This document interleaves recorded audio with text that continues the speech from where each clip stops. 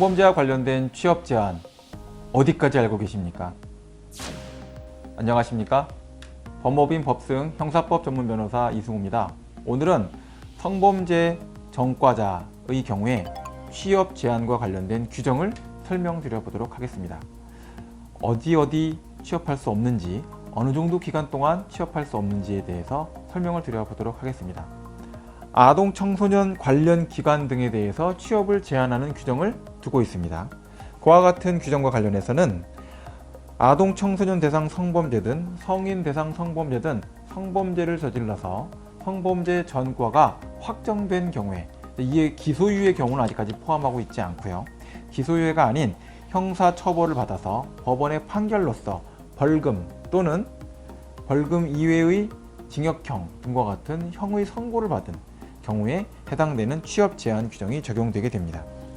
자, 그 규정과 관련해서는 기존의 법 규정상으로는 집행이 종료되거나 또는 유예 면제된 날로부터 10년 동안 해당되는 각각의 적용되고 있는 개별 규정에 따른 취업을 제한받게 된다라고 하고 있습니다. 그리고 그 경우에 대면 접촉 또는 직접적인 접촉이 발생하지 않는 경우라면 예외 규정을 둬서 그와 같은 취업 제한 대상이 되는 직종임에도 불구하고 취업할 수 있도록 단서 조항을 넣어놨습니다. 자, 아동 청소년 관련 기관 등으로서 취업 제한이 되는 기관들을 나열해서 살펴보도록 하겠습니다. 유치원입니다. 그리고 학교입니다. 또 학원과 같은 곳입니다. 청소년, 아동들을 상대로 교습 활동이 이루어지고 보호가 이루어질 수 있는 공간이므로 유치원, 학교, 학원과 같은 경우에는 아동 청소년 대상으로 하는 성범죄 또는 성범죄 전과가 있는 사람의 경우에는 취업이 될 수 없는 취업 대상 기관이 됩니다.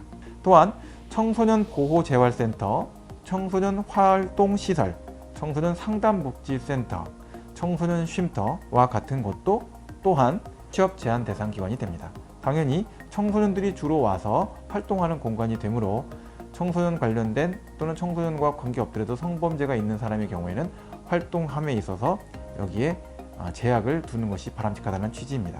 영유아 보육법상에 어린이집이 있습니다. 어린이집이라는 공간은 생각보다 굉장히 취약할 수 있는 공간이 되므로 어린이집도 취업 제한 대상 기관이 됩니다. 아동복지시설, 성매매 피해 상담소 등도 취업 제한 기관이 되고, 특히 주택법상의 공동주택의 관리사무소에 취업하는 것도 제한이 되게 됩니다.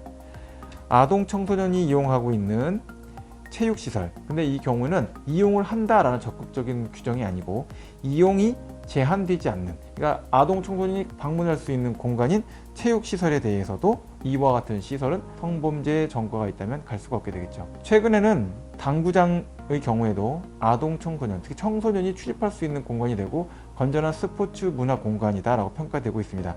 그렇게 된다면 과거와는 달리 체육시설로서 평가가 되고 청소년이 이용할 수 있는 제한되지 않는 공간이 되어서 취업 제한의 대상이 될 수 있습니다. 의료법상의 의료기관도 취업 제한 기관이 되는데 행정실 또는 보통 저희가 이야기하는 형태로 행정 업무만을 주로 담당하는 그런 공간에 의료기관에 취업하게 되는 경우에는 의료기관에 해당되지 않는다라는 것이 단서의 조항입니다. 다만 대면 접촉을 통해서 사람들, 청소년 또는 성인들을 직접적으로 접촉하고 치료를 하는 또는 진료를 하는 것과 관련된 의료 행위를 하는 경우에는 그 사람은 취업 제한 대상이 됩니다. 게임산업진흥에 관한 법률에 따라서 PC방과 같은 인터넷 컴퓨터 게임 시설 제공업자와 그리고 복합 유통 게임 제공업에 해당되는 시설에도 취업이 제한됩니다. 자, 경비업상의 경비업을 행하는 법인의 경우에도 이 취업 제한 대상자를 채용할 수가 없고요. 청소년 활동 기획업소와 같이 청소년의 활동을 기획, 주관, 운영하고 있는 경우에도 취업을 할 수가 없습니다. 특히 가장 많이 문제가 되는 것이 영리 목적으로 예능과 관련돼서 대중문화 예술을 기획하는 업소가 있습니다. 그와 같은 경우에 대중문화 예술 기획업소의 사업장에는 취업 제한 규정이 적용돼서 성범죄 전과가 있다면 취업할 수 없습니다. 나머지 이 사안과 관련돼서도 아동 청소년의 고용 또는 출입이 허용될 수 있는 시설 중에서 대통령령으로 정하여서 관련성이 깊다라고 보는 시설들이 취업 제한 대상으로 규정될 수 있습니다.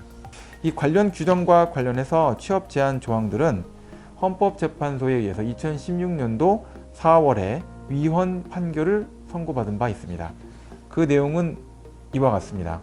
취업 제한 조항 자체는 본래 아동 청소년 범죄자를 대상으로 하여 재범 위험성을 일률적으로 간주해서 취업 기간을 10년으로 일률적으로 금지시킨 것이다. 취업을 10년간 금지시킨 것이다.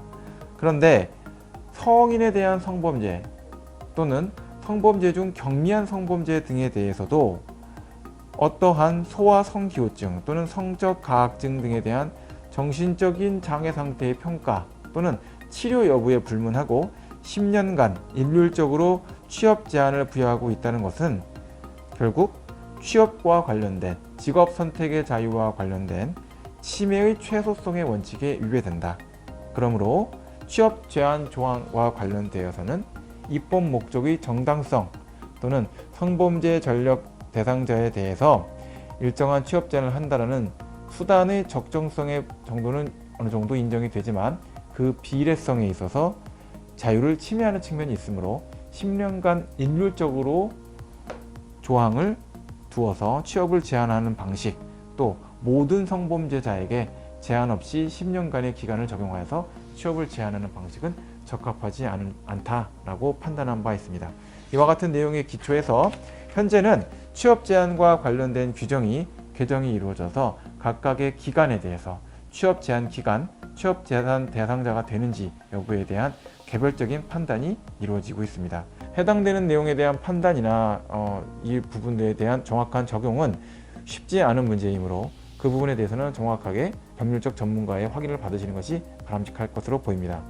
성범죄 자체에 대한 형사처벌 확정 전과가 생기지 않도록 최대한 수사 과정에서 그 부분에 대한 억울함이 있다면 무혐의 처분을 받도록, 또 용서를 받거나 해서 선처를 받을 여지가 있다고 한다면 기소유예 처분을 받을 수 있도록 여러 가지 변호인의 조력을 구하시는 것도 바람직하다라고 생각합니다.